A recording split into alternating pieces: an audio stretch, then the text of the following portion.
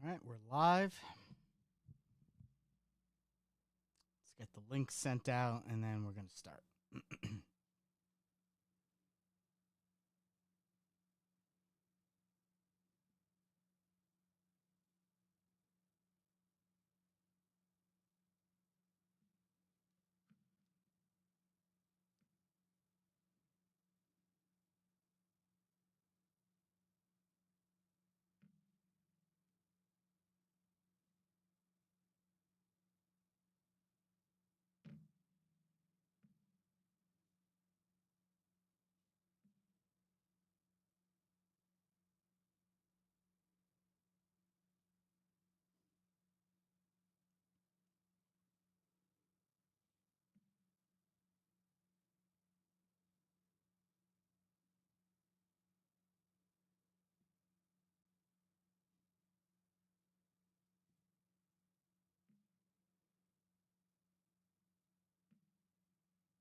Okay.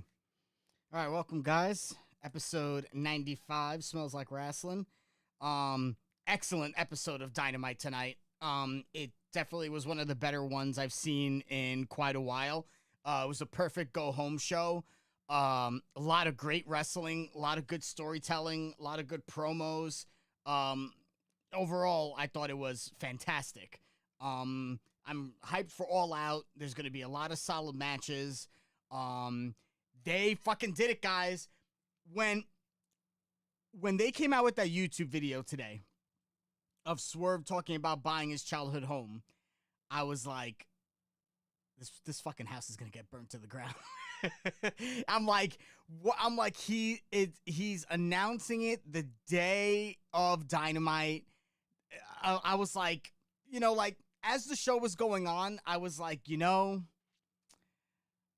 I don't think they're gonna do it. I don't think Tony's gonna go and spend that money and buy a fake house and burn it down and all that bullshit. Like, I don't think he's gonna do it. Like it's too good and too perfect for him to do. But that crazy son of a bitch fucking did it, man. And Hangman burnt Swerve's childhood home to the ground. It was fucking awesome. Awesome. Cinema. All right? Cinema.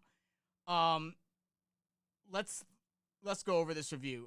We already talked about NXT and Raw the other night, so going to be a very straightforward podcast tonight. So I could play some Age of Mythology and continuously wait and slobber over Space Marine 2. Anywho, the show opened up with the AEW Continental Championship up for grabs. Kazuchika Okada versus Kyle Fletcher. Okada, the reigning Continental champion, hasn't really done too much with it. Like, he beat Eddie Kingston for it, like, the second he got into the company, and maybe he's defended it, I don't know, maybe like 2-3 times, I guess. So I'm glad Okada's on television. I'm glad he's defending the title. Kyle Fletcher is a great talent. You can tell that they're pushing him really hard. So I'm glad he got a moment. And they had a great match. Like, they really let him go. You know what I mean? Like, they really let them have, like, a full match. That was something that I liked about tonight. Maybe outside of the Jamie Hayter match, like, every match had enough time to breathe and they gave people the ability to work. The Mariah May versus Nyla Rhodes match was pretty solid. The six-man at the end of the show was pretty solid. A lot of storylines were tied up into that. Jamie Hayter versus Robin Renegade. It was okay. It was supposed to be a squash match, but like, it was all right. I just love seeing Jamie Hayter. It's obviously the Hayter's first big match is going to be against Saraya. I'm assuming, like, after she fights Saraya, like, it's got to be either she's going for one of the titles or she's going after Britt Baker, which they could totally make Britt Baker into a heel. If they felt like it, honestly, with the general sentiment going on, well, I wouldn't say general sentiment, but there are some who are not great fans of Britt. I mean, listen, I thought the match that she had with Mercedes was just meh. Has she had good matches? Yeah, I mean, she's had good matches with great workers before. I mean, All Out, I think, 3 years ago, the same All Out that yeah, it was 3 years ago. It was the same All Out that Danielson debuted. Baker had was the reigning champion. She had a match with Chris Statlander, and I thought that was an excellent match. The match that she had with Thunder Rosa, I thought it was great, but I think it was just because it's very rare that you see women in that kind of match, and I felt like they pulled it off very well. The steel cage match that they had was okay. I mean, obviously, it was a payoff for, Thunder Rosa to win the title, which she ended up relinquishing and has never gone after, and it's just a little weird.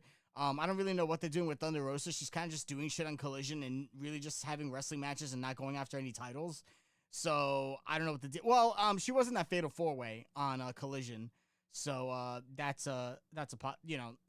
kind of happened. So, but yeah, I mean, it's possible that Hayter could go after her. I mean, they were in that same faction. They could do a whole thing where Hayter's like, "Oh, you just used me to prop up your title, blah blah blah." Throw a little some shoot stuff in there and, see where it goes. But obviously the end game for Hayter is to reclaim the women's world title, which is currently being held onto by Mariah May, who defended it tonight against Nyla Rose in a solid match.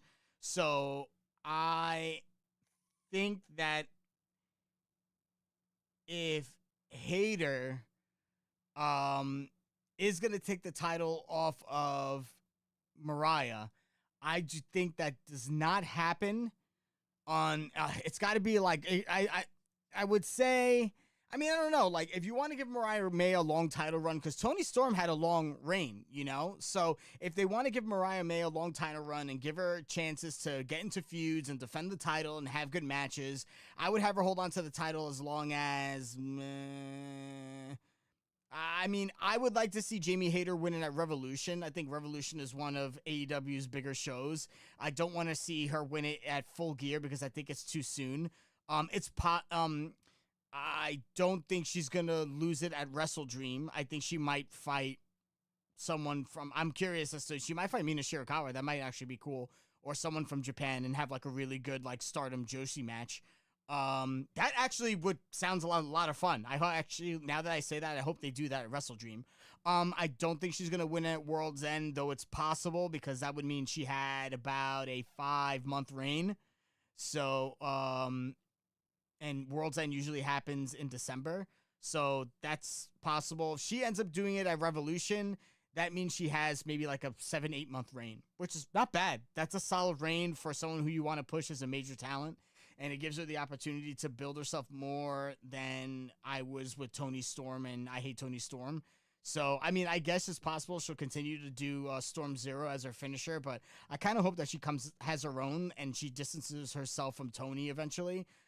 It does look like Toni will probably do her rematch in the Australia show that they're doing, because I think they're doing Grand Slam in Australia next year. So it's possible. I mean, I don't know. There's a lot of things they could do. But I definitely think that Mariah should hold on to the belt for quite some time. There's not very many women that they push to the top, and there's not very many women in that division who could handle that kind of responsibility. I think Mariah's doing right now. She's doing fantastic. I'm looking forward to see what the rest of her reign is like. I was kind of hoping she would fight someone like Shida, but it looks like Shida's going to be fighting Mercedes Moné. There's going to be no Camille, so I'm expecting it to be like a straightforward match. I just hope that they don't overthink it, and they have a good match. I mean, I've seen Hikaru Shida wrestle, and she's very talented. Mercedes, she knows how to work, so it's like, there's no reason why those two shouldn't have a good match. So honestly, for the amount that they push Shida for being the ace, and the amount that they push Mercedes, and Mercedes pushes herself as one of the best women's wrestlers in the world, I expect an excellent match and nothing less.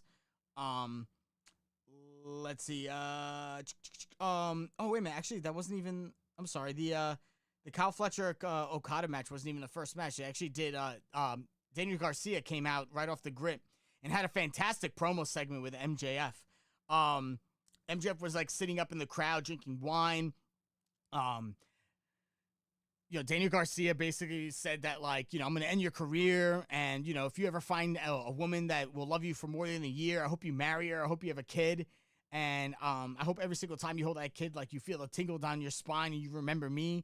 And when your kid asks you if you're a wrestler, you say I was a wrestler until Daniel Garcia ended my career. Like that was some of like the best promo work that Daniel Garcia's done, like period. You know what I mean? And it wasn't like MJF was carrying him like that was shit that Daniel Garcia was saying. MJF is also on the mic no matter what. I definitely think Daniel Garcia should win that match. It's 100% slam dunk. He should win it. There's no reason why MJF should beat the shit out of him again. Like, I just don't see the point. He ended up cracking a wine bottle over his head and busting him open. Freaking, kissing him on the forehead with blood all over it and, like, drinking his blood. Like, so many people in AEW have drinking each other's blood. It's wild. It's fucking wild. But very much looking forward to Daniel Garcia versus MJF. I would not be surprised if that opened up the show, or the Young Bucks versus Wheeler and Claudio, which was just booked tonight at the end of the show. Let's see. Yeah. So then after that promo segment was the Okada versus Kyle Fletcher match, which Okada did win. It was a great match.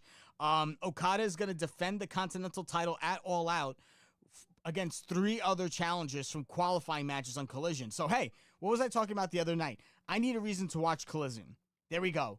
If I want to know who the next 4 guys are in this match, like, I'm going to watch this match. And I'm very interested because it's going to be Takeshita versus the Beast Mortos. And I definitely think Takeshita should be winning that match because I think right now what a lot of people want to see is Takeshita versus Okada.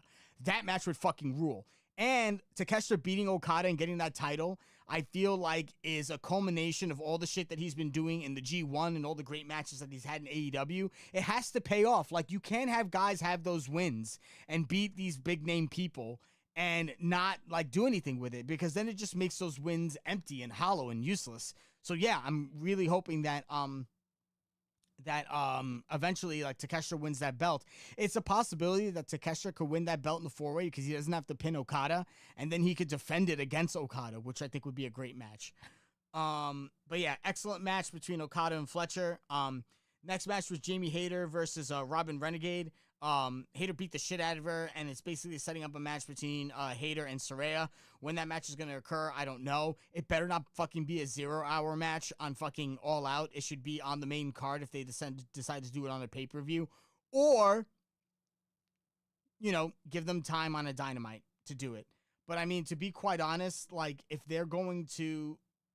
I feel like Hayter having a big match should be on a bigger stage than Dynamite. It should be on a pay-per-view.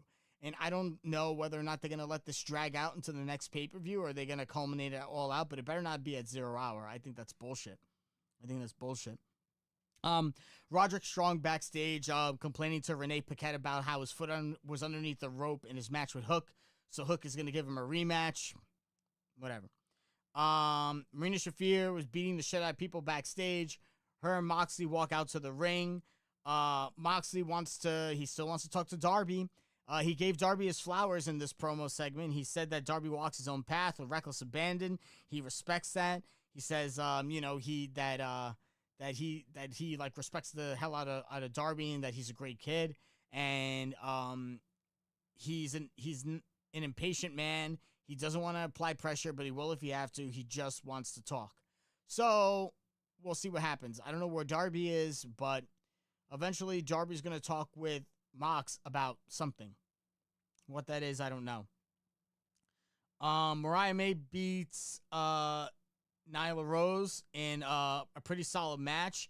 They didn't really say who she could potentially be fighting at All Out. I mean, they don't really have much time to book a match for her. I mean, it's Rampage and then Collision. And no, actually, no. Collision is on Friday. Yep, so they got, like, Collision and that's it. So it's the day after tomorrow. So I'm not sure. Let's see what else. So Deonna Purrazzo has a video package. Wow, I mean, I really hope that Tony's actually listening to the podcast, because everything I said the other night is happening. Like, Deonna Purrazzo is getting a promo package. It looks like they're going to give her a renewed push. She should. And she should have good matches with good wins before she ends up fighting for a title that you may or may not give her. Give her good matches against reputable people that would put her over.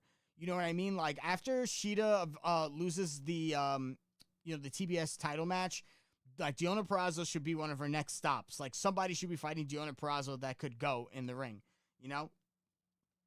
That women's division deserves that. And to be honest, like, you don't have a lot of, like, people who really have the sort of pedigree that that Purrazzo has. So I said, give it to her. Mercedes Moné and Camille, they made their way to the ring. They were basically just talking up how like they're gonna beat Sheeta. She says she's the ace, but she doesn't have a title. Sheeta comes out in the microphone, basically says like, I'm gonna beat you at All Out. Christopher Daniels says that Camille is banned from ringside, so it's gonna be a one-on-one match. Listen, like I said, it should be a great match. It's supposed to be. If it's not, then I don't know what to tell you. The leader backstage with Jack Perry. This was actually another solid promo segment. Jack Perry said that 3 years ago at All Out 2021, he was in the ring the same moment that Danielson arrived at AEW. Perry promised himself that one day he was standing in the same ring with the American Dragon. Then you fast forward to earlier this year, he was sitting at home, heard Danielson's career was coming to an end, but Perry didn't give up. He changed who he was. He went to Japan. He sold his own merch, and he built himself up by himself.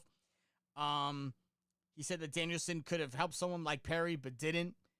And as he thinks that Danielson only cares about his own fairy tale ending. He said that at All Out, he's going to do everything he can to make sure that Danielson doesn't have a happy ending. And Matt Jackson said they're going to do anything that they need to make sure that the AEW World title comes to the Elite. So obviously, I would assume the Bucks are going to get involved with the match. I'm curious as to who's going to stop them from getting involved. I mean, obviously, Danielson's going to win that match. No way they're retiring him from his full-time career 1 month after All Out, unless Tony wants to commit creative suicide. Main event of the night was AEW Trios champions Pac, Claudio Castagnoli, and Wheeler Yuta. They end up coming out on top against AEW International Champion Will Ospreay, Kyle O'Reilly, and Orange Cassidy. Danielson was on commentary. Basically, what ended up happening is after a back and forth match between all of them, Ospreay and Pac got separated, and they ended up fighting into the backstage area, where Pac gives him a brain buster on top of some crates and basically lays out Ospreay. So Ospreay's definitely going to be coming in, I think, with some sort of like neck injury, because I feel like that's the best one to play since Pac uses a brutalizer and a lot of like crazy submissions. So it makes sense. It's going to be a little bit of high flying and a little bit of like ground and pound submission. So Pac and Will Ospreay are two of the best in the world. It's going to be a great match. It's going to be a great match.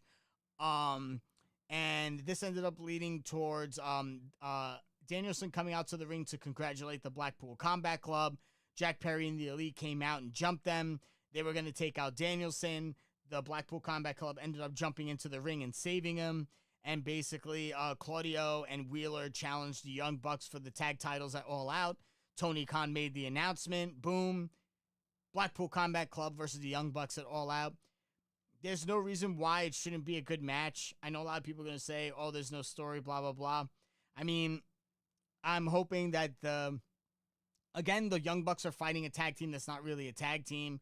They're fighting 2/3 of the Trios champions. And even that, the Trios champions, they aren't even all Blackpool Combat Club. It's Blackpool Combat Club and Pac. So it's like, I don't know.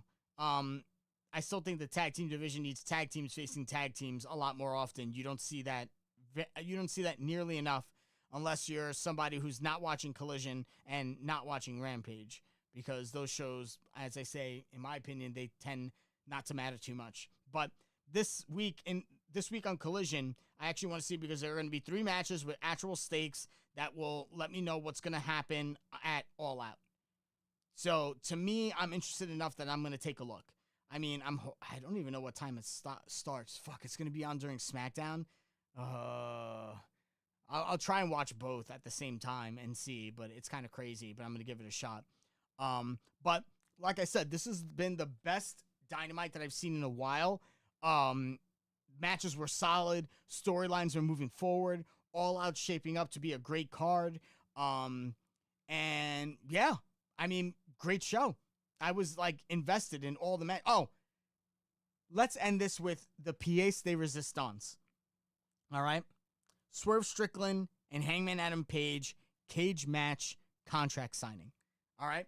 Now, earlier today, a video came out on the AEW YouTube channel chronicling a milestone in Swerve's life, how he was able to buy his childhood home, which was foreclosed when he was younger because his family couldn't make the payments and they were very poor. So they had this whole great video, and Swerve said all these nice things, and he got all emotional, and Nana was there, and they gave him the keys, and opened up the door and went in the house and had this beautiful story. And as I'm watching this, I'm like, man, wouldn't that be crazy if Hangman fucking burnt his house down? And I posted something on their Twitter page with a gif of Orton standing in front of the Wyatt cabin as it burnt down. As the day progressed and people started talking more about this video, it kind of started dawning on people like, holy shit, Hangman's gonna fucking burn his house down. Now, even though all that shit was going on social media, I was still like, man, I mean, that's just too good to be true. I don't think they're gonna do it. You know what I mean? Like, as I was watching the video, I was like, it was interesting because the camera never really panned out to the rest of the neighborhood. You really couldn't tell where that house was, whether or not it was on an empty lot or anything like that. So I'm like, all right, maybe. But it was like a pretty, like, sizable house. So I was like, interesting. Like, I don't know. I don't know whether or not Tony, like, splurged for that kind of fake house just so he could burn it to the ground for a wrestling angle. Hangman Adam Page's music plays, and the second he didn't come out on the ramp, I'm like, he fucking burnt his house down. The only thing I could think of is, like, if, like, Hangman, like, took a shit in his house or, like, peed in his bedroom or some shit. Like, I was like, maybe that's something they could, like, allude to, and they're not burning down a house. But god damn it, as soon as I saw that gas can, I'm like, motherfuck, he's gonna burn the house down. He goes and pours gas all over the place. He says all this shit, how like, oh, I can imagine your mom on this dirty ass floor and your fucking dad saying to shut the hell up so you can watch TV and blah, blah, blah. And he's pouring gas all over the place. And he's like, oh, you know, I was trying, you know, you're a hard man to find, but you know, you made the mistake of going on social media and showing everyone what was important to you. And he goes out and he pours the gas and he goes out to the front lawn and he sits on this armchair, lights a match, and fucking burns that motherfucker to the ground. And he just sits there staring into the camera, emotionless. This is one of the best storylines that AEW has done in quite some time. And honestly, that's what this brand needed. They needed a storyline that people were like, holy shit. People are invested in this storyline. It's one that's been going on for quite some time. It's something that the fans have been demanding for some resolution on. It's something that they've built up two of these guys to be heavy hitters and big names in the company. They did a great job with changing Hangman in this new heel persona. No bullshit, no funny graphics cards. The guy comes out, he looks angry, he walks angry, he fights angry, he talks angry. This storyline fucking ruled. It fucking ruled. And the burning down of the house was the fucking cherry on top. Because if there was anything that should have happened in that segment, it was Hangman burning fucking Swerve's house to the ground. Now Swerve has no house. Whose house? No house. Because Hangman burnt it down. I would love to see if whether or not he brings in like charred pieces of the house and beats the shit out of Swerve with it. That would be fucking awesome. Like that right now, I know I'm asking for too much. But it would be funny if Swerve brought like a burnt piece of wood from Swerve's house and fucking breaks it over his face. That would be fucking great. That'd be fucking awesome. All right, you know, like I said, we're really only talking about Dynamite tonight because I did a show yesterday on the other two shows, so there's not as much catch up. My goal is to do a show Friday night. I don't know how it's going to work out with Collision and SmackDown being on at the same time, and then they're probably going to have Rampage on after, so I might be doing reviewing one show while watching another and giving you my live reactions while I'm watching it at my desk. So that's something that I'm planning on doing on Friday. There will not be an all-out post show because I will probably be too drunk to do it. So I will probably end up doing that maybe after Monday Night Raw or after NXT on Tuesday or maybe after Dynamite. I'm not 100% too sure. But very great episode of Dynamite. If you haven't watched it, it's one that I would recommend. I feel like it's not a waste of your time. If you're someone that has been watching Dynamite for the most part these last several weeks, even more so in these last several months, and if you're someone who's watched it for the last several years, it was immensely satisfying. So definitely watch that. Great show, great build. All Out should be a great card. That's it for tonight, everybody. Short, sweet, and to the point.